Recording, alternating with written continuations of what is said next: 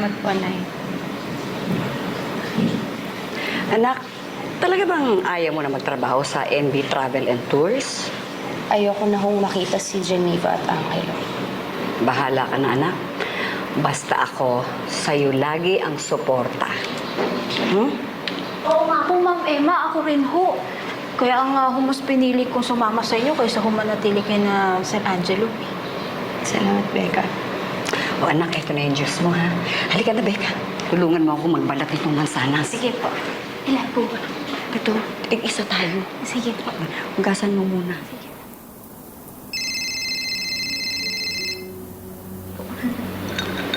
Yes, hello? Mama de Jesus, Yes? ako yung lalaki sa parking lot. Magkita